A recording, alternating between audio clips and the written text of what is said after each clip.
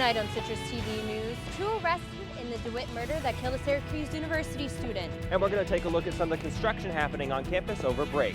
Plus, a lake effect snow warning for central New York. I'll let you know how much snow to expect and if it'll affect your travel plans. All that and more, Citrus TV News starts right now.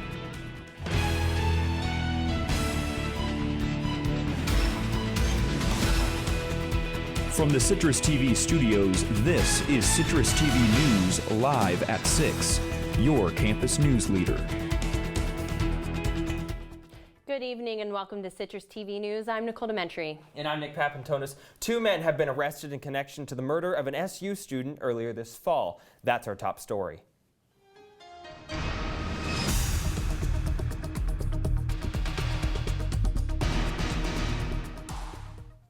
Two men are now facing charges in the murder of an SU student back in September. Police say 23-year-old Cameron Isaac and 20-year-old Nanimbe Mitchell shot Yuen Xiaopeng outside the victim's apartment. Now Isaac and Mitchell are facing murder, robbery, and criminal possession charges. Officers say it was a drug deal gone bad and that drugs were found in the victim's car. No murder weapon has been found and both men are being held without bail. The district attorney confirmed that this was a random incident and there is no danger to the SU community. We will continue to keep you updated as the story unfolds.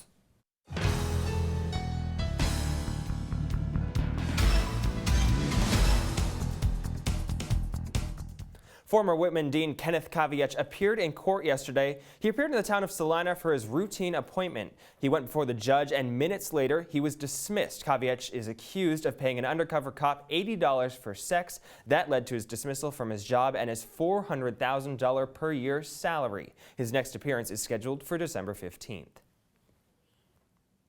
If you've been wondering why there's a fenced-off area near the promenade, it's because the school will be doing some construction over the break. The walkways in that area will be heated by next week, and the handrails outside Byrd Library will be replaced. The front doors of the Shine Student Center are also being replaced. Construction is expected to be finished by the day classes restart. And the LGBT Resource Center spearheaded the first Trans Week of Remembrance on SU campus, with events being held throughout this week. Citrus TV reporter James Grow has how the community remembered the lives lost due to anti-transgender violence. Trans Week of Remembrance kicked off this past Monday. Its goal is to put the transgender community on the map at Syracuse. So one is visibility and awareness. The other is how do we create and maybe even strengthen the community that already exists. Trans Remembrance came after a woman created a memorial for her friend who was murdered in the late 90s. Traditionally, Trans Remembrance is celebrated on a single day, but Cashat and company decided to make it a week-long event for how important they believed it to be. I think folks that are at the margins of their identities and that are at the most risk for violence, their lives need to be centered in order to do real liberation work. LGBT Resource Center hosted many events to increase their visibility on campus. There was an awareness dinner, clothing swap, and even a guided meditation. In front of the Hall of Languages, you can see Trans Lives Matter posters outlining concerns and problems that surround the LGBT community. The single most way to really care about another person who has an identity different than yours is to know someone from that group. According to Cashat, the Remembrance Week couldn't have come at a better time. Cashat said that given the current political climate, it has given reason for LGBT members to be concerned for what might transpire in the future. So as we look at trans folks, there are a million ways that they're going to be affected, not to mention all of the different ideas around no longer supporting LGBT rights in the ways that they have in the past. Cashat said one of the main concerns is health insurance that could affect access to hormone pills and gender confirmation surgery. The week wraps up with a workshop designed to explore language related to gender and sexuality. Its goals are to create a safer and more inclusive space here at Syracuse. For Citrus TV, I'm James Grow. Now this week, Syracuse University also celebrating Global Entrepreneurship Week. Citrus TV reporter Jenna Babayak tells us how this week celebrated those innovators. Get exposure and get more people involved in entrepreneurship and following their dreams. That's what it's all about. Yeah. This week, students at Syracuse University celebrated innovation as part of the world's biggest entrepreneurship festival, Global Entrepreneurship Week. This week is a celebration of the innovators and job creators who launch startups that bring ideas to life, drive economic growth, and expand human welfare. And so it's just been wonderful this week to bring in distinguished alumni, famous entrepreneurs, funders, investors, student founders, have films, panel workshops. I think that's the first Global Entrepreneurship Week hosted in Syracuse University. The turnout is great. We've had a lot of events going on this week. One example of an event this week was the Global Entrepreneurship Meeting at the iSchool Icebox on Thursday. The Blackstone Launchpad on the first floor of Byrd Library held many of the events for Global Entrepreneurship Week, including competitions, networking opportunities, and technical workshops. Blackstone Launchpad is a campus-based experiential entrepreneurship program open to students, alumni, staff, and faculty, offering coaching and venture creation support, an open co-working space, specialized applications and tools to help get startups off the ground are accessible campus-wide, as well as one-on-one mentoring. The goal of the Launchpad is to be the connector to showcase campus resources, to bring students from different cultures, from different disciplines together, to get them thinking about innovation and creativity and entrepreneurship and venture development, to be innovative and creative, to be risk takers, to be change makers, to be part of the global world. Global Entrepreneurship Week continues to inspire people everywhere to unleash their ideas and take the next step in their innovative journey. Jenna Babiak, CitrusTV News. And coming up, Trump's team is starting to take shape. And updates in the investigation of Harambe's death at the Cincinnati Zoo. Stick with us. Sunny weather and comfortable temperatures earlier today, but I'm tracking when rain and snow enters the forecast and how that weather will affect holiday weekend travelers. All that and more on my full 5-day forecast. Your campus news leader will be right back.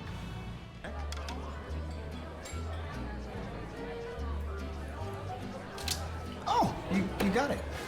Since I got rid of my car, I really enjoy walking. Okay. Got it. No. Getting pulled over for buzz driving could cost you around $10,000 in fines, legal fees, and increased insurance rates. Oh, you're home early. You live with your mom? That'll set your game back a few years. Buzzed, busted, and broke. Because buzz driving is drunk driving.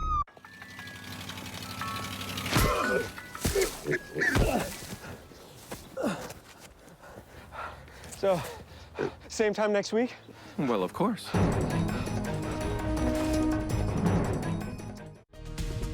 If you see news happening on campus in Syracuse or across the nation, call the Citrus TV newsroom at 315-443-1177 or tweet at Citrus TV News, your campus news leader.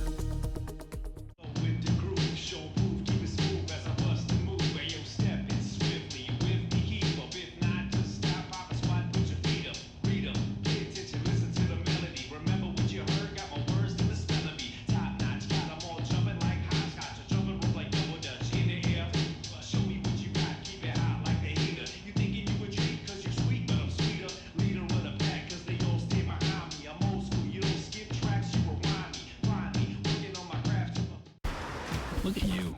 You're at the top of your game. You're unstoppable. Nothing can throw you off track. Wait, is that your car? Uh-oh. Yeah, I saw that coming. That will throw you off track. You're looking at around 10 grand in fines, legal fees, and increased insurance rates. Let's try this again. Smart move. Because buzz driving is drunk driving.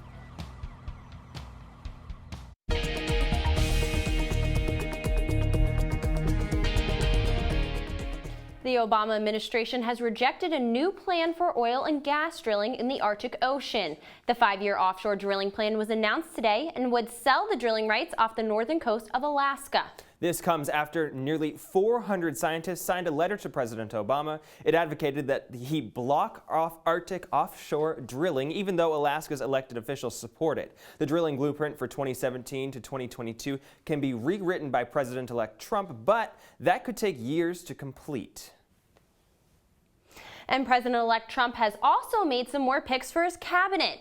That's Mike Pompeo, the pick for CIA director. He was a critic of President Obama's foreign policy and an accuser of Hillary Clinton after the Benghazi attacks. Now, Trump also selected Alabama Senator Jeff Sessions for Attorney General. He was the very first senator to endorse Trump. The last is former General Michael Flynn, who has been tapped for National Security Advisor. Pompeo's selection has generated praise from the intelligence community, but Flynn and Sessions are getting scrutinized. Sessions for making racially charged comments in the past. Trump is expected to announce more cabinet picks next week. And still sticking with Donald Trump, he has agreed to pay $25 million in a settlement that will resolve 3 lawsuits over Trump University. The suits claim that Trump University failed to give quality real estate education. During his campaign, Trump denied the allegations and said he would not settle, but the deal was announced today by Attorney General Schneiderman. And Donald Trump bragged yesterday about helping to save a Ford factory, but the factory was never leaving in the very first place. Now, Trump said that the president of Ford called him to say that the automaker would not be moving a Kentucky plant to Mexico. Ford said the company did call Trump, but they were never planning to close the factory. They were going to produce a different car and move production of the other model to Mexico. The factory will now not increase production of the Ford Escape and will continue to make the luxury Lincoln MKZ. And President Barack Obama met with key European leaders this morning in his 6th and final trip to Germany during his presidency. Italian Prime Minister Matteo Renzi, French President Francois Hollande, and other leaders joined Obama to discuss the steps necessary to resolve conflicts in Syria and eastern Ukraine. Efforts to fight climate change and trade agreements, along with other pressing international matters, were also discussed. Obama urged them to work with the incoming administration of President-elect Donald Trump to resolve these issues. And the Dakota Access Pipeline will not be routed to address Native American concerns. The pipeline is almost completely except a spot near the Missouri River Reservoir in North Dakota that has been disputed for months. Now, the Standing Rock Sioux tribe has led protests out of fear that a leak could contaminate their drinking water. President Obama has called on the company to reroute the pipeline, which will carry North Dakota oil to Illinois. But officials say they're not budging. And around 500 workers of the O'Hare International Airport in Chicago have voted to go on strike. While the days of the strike have not been specified, plans for the strike have already commenced among the workers. The strikers are seeking $15 per hour minimum wage. Similar events have occurred in other airports, such as LaGuardia and JFK in New York. The Chicago Department of Aviation does not expect any disruptions because of the strike. And an update in the investigation of Harambe. The barrier outside the gorilla habitat at the Cincinnati Zoo did not fulfill safety standards. The barrier system has been in compliance with the U.S. Department of Agriculture's laws for 38 years. Investigators say the fence's wire was too loose and could have been stretched in an opening big enough for a child to slip through. The zoo has redesigned that fence and added nylon mesh. It also made the fence 6 inches taller. And now take a look at this. It's in California, a fire completely erupting as we see, in a pallet yard this morning, sending flames shooting high into the air. A half acre was burning when fire crews arrived, then exploding, causing those flames to engulf 2 acres of land within hours. More than 60 firefighters fought the blaze from all directions. They contained the fire around 6 a.m. No buildings were damaged and no one was injured. The cause of the fire is still unknown. And the United Nations Health Agency is lifting the emergency declaration against Zika. Instead, the World Health Organization is planning to change to a longer-term approach against the virus. World Health Organization officials say the Zika was a significant and enduring threat. Since its declaration, Zika has spread to 30 countries with more than 2,100 cases.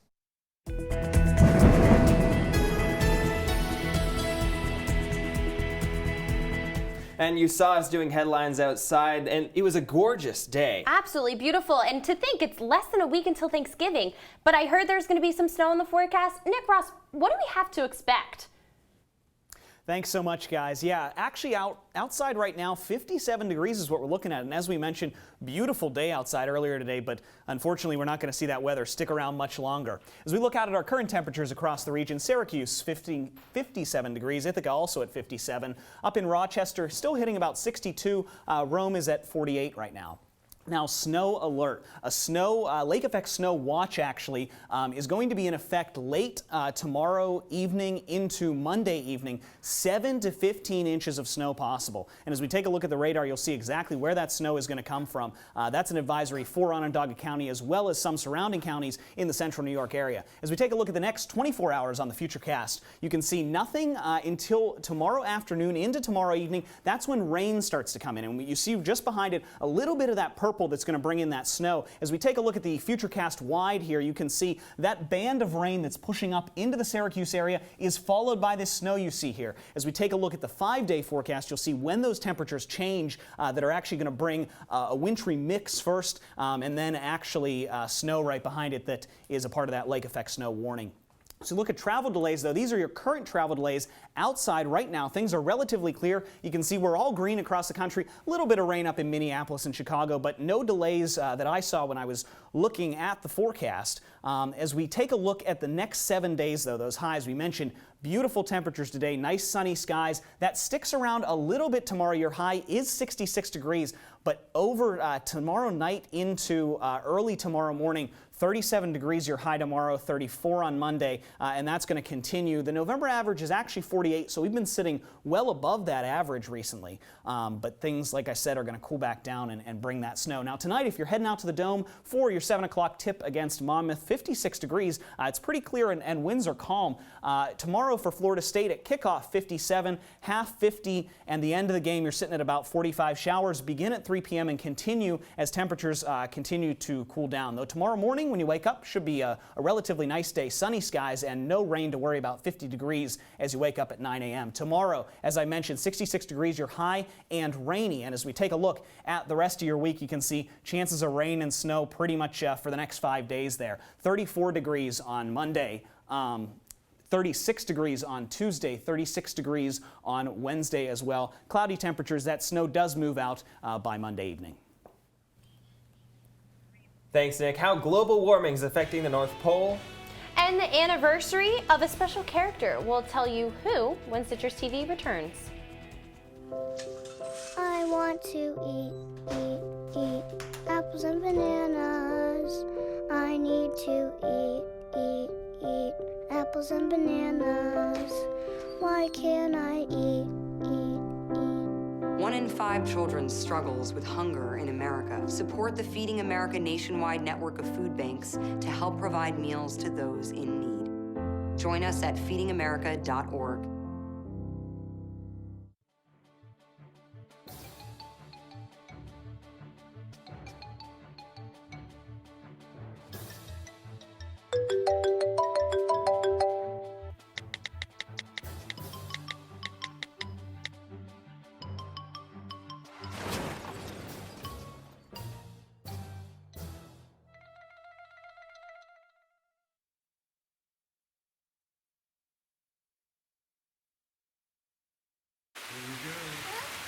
Here we go. We're gonna go out there in the rain. You're gonna get wet. All right, here we go.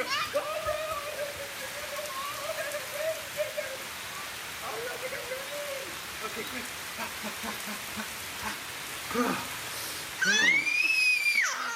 Oh yeah, yes. So much fun. Mwah. We're getting so wet.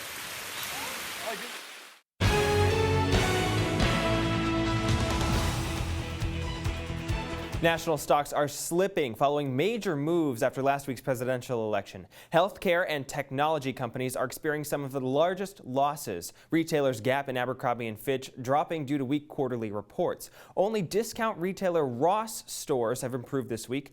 France's stock exchange was down by 0.5% and Britain dropping 0.3% as well.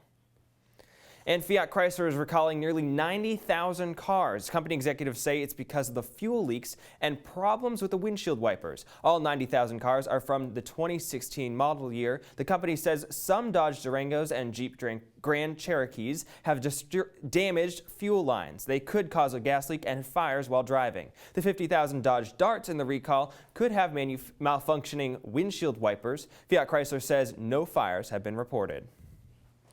And Volkswagen announced today that it plans to cut 30,000 jobs during company restructuring. This comes after the scandal rigging cars to cheat on diesel emission tests. Now, Volkswagen says the long-term plan includes shifting investment to electric-powered vehicles and digital services. The job cuts will come in Germany and save $4 billion a year starting in 2020. And 2 Chinese astronauts returned from a month-long stay on the Chinese space station. This is the longest mission and marks China's 6th venture into space. They spent 30 days on the station conducting experiments and testing equipment.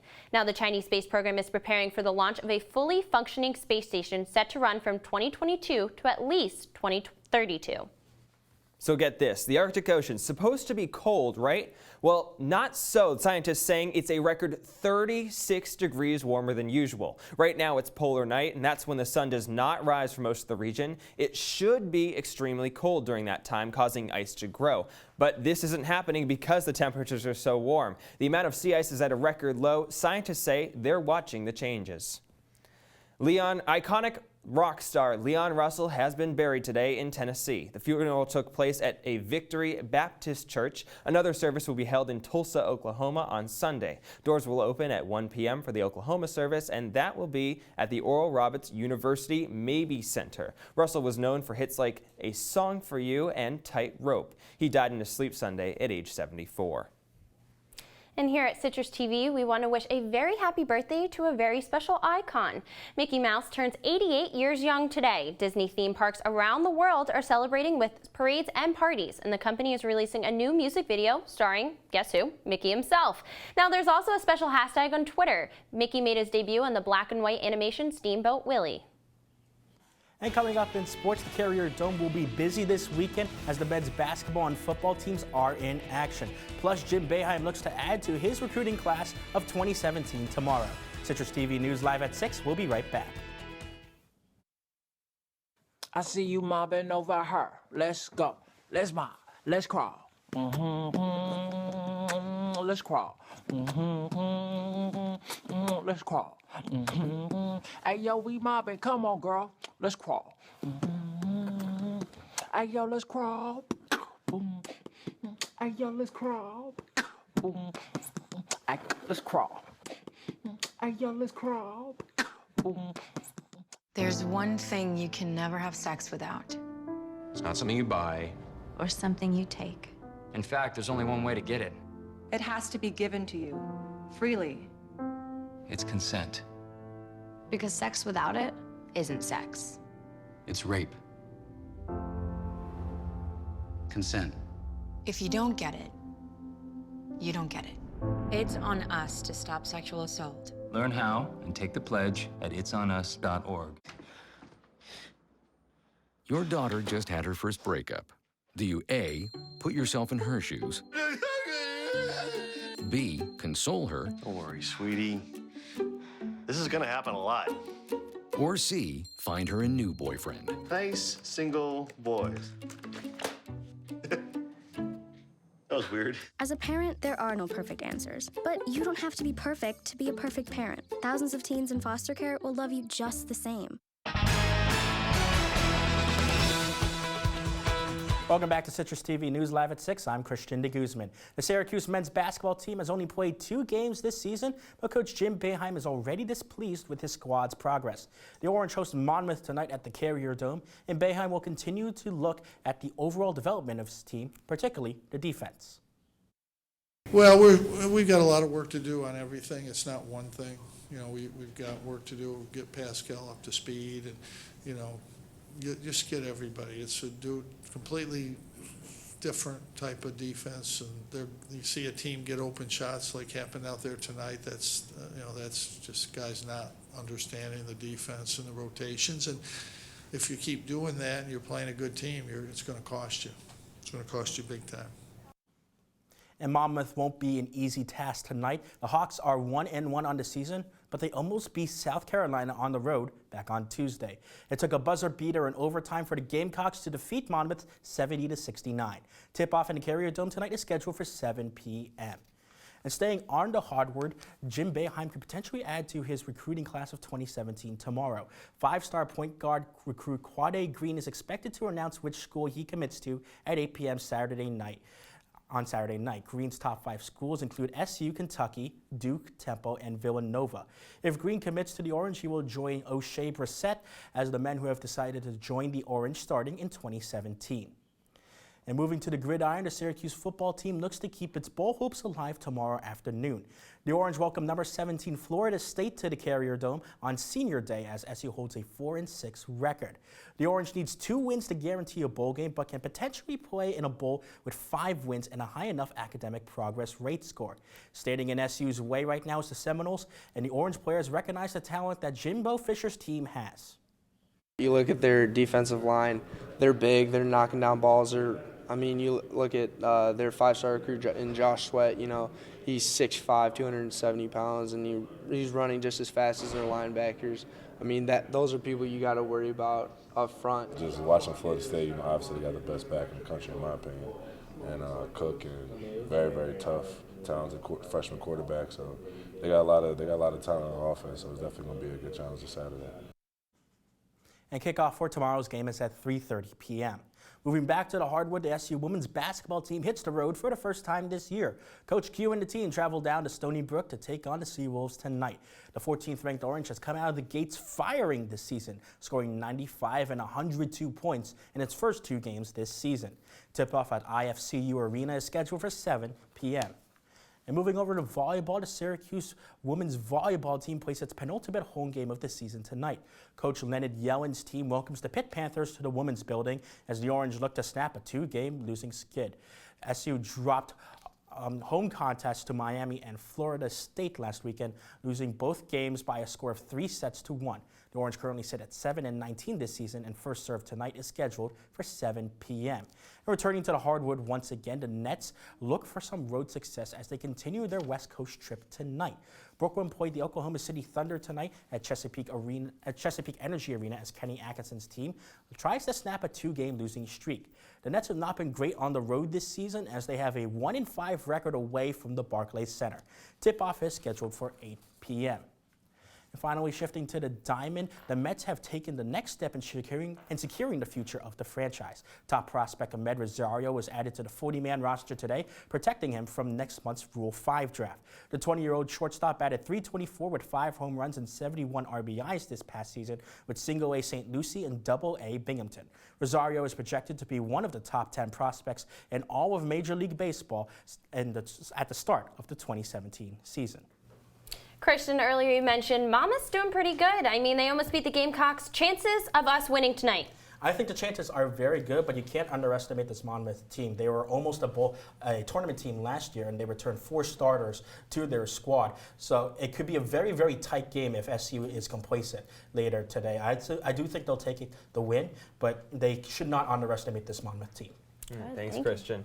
We'll be right back with one last look at your weather. Stay with us.